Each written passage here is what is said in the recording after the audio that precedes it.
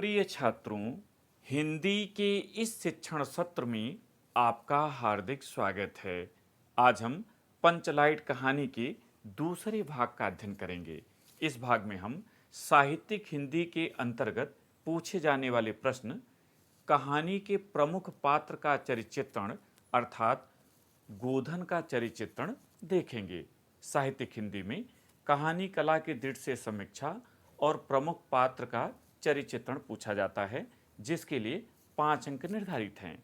किसी पात्र का चरित्रण प्रायः 5 शीर्षकों के अंतर्गत लिखा जाता है, किंतु यदि आपकी गति धीमी हो तो आप 3 शीर्षकों के अंतर्गत भी लिख सकते हैं, किंतु किसी एक में उदाहरण अवश्य होना चाहिए।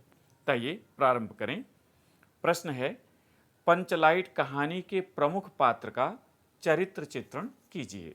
उत्तर, पंचलाइट फणीश्वरनाथ रेणु की एक आंचलिक कहानी है। इस कहानी का प्रमुख पात्र एवं नायक गोधन है। प्रस्तुत कहानी की संपूर्ण कथा उसी के इर्द गिर्द घूमती है।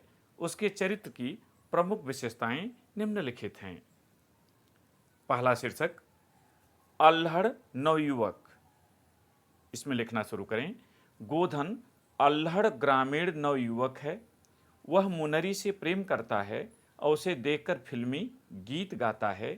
उसके इस अल्हड़पन से नाराज होकर पंचायत उस पर जुर्माना कर देती है और उसका हुक्का पानी बंद कर देती है।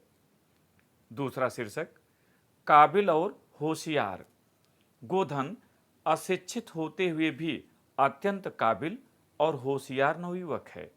पूरे महतो टोले में वही एक ऐसा व्यक्ति है जो पेट्रोमैक्स जलाना जानता है।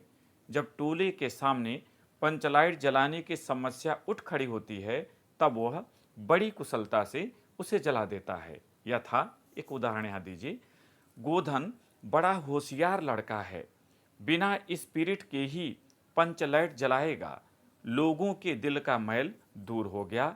गोधन बड़ा काबिल लड़का है। इस तरह से उदाहरण आपको रेखांकित करना है।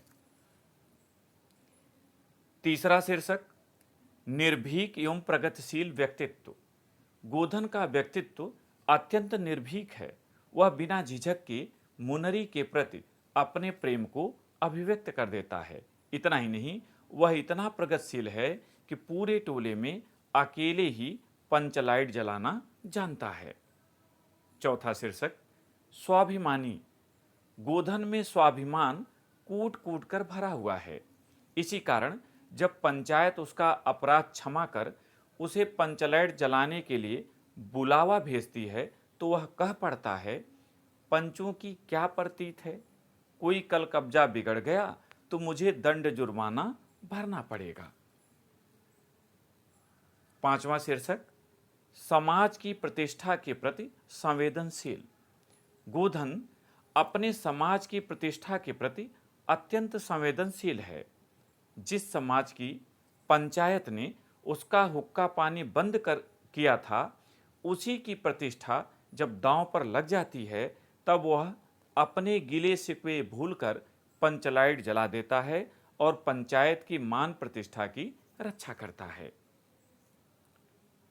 पैरा चेंज करके आपको सारांश रूप में, निष्कर्ष रूप में 2 पंक्तियां जरूर लिखनी चाहिए। यहां इस रूप में लिखें। उपर्युक्त विवेचन से स्पष्ट है कि गोधन एक प्रगतिशील नवयुवक है, जो व्यक्तिगत मान प्रतिष्ठा से कहीं ज्यादा अपने देश, जाति और समाज की प्रतिष्ठा की चिंता करता है। इन्हीं गुणों के कारण वह कहानी का नायक है। इस भाग में इतना ही। अगले भाग में पंचलाइट कहानी की कहानी कला की दृष्टि से समीक्षा के साथ फिर उपस्थित होंगे। बहुत बहुत धन्यवाद।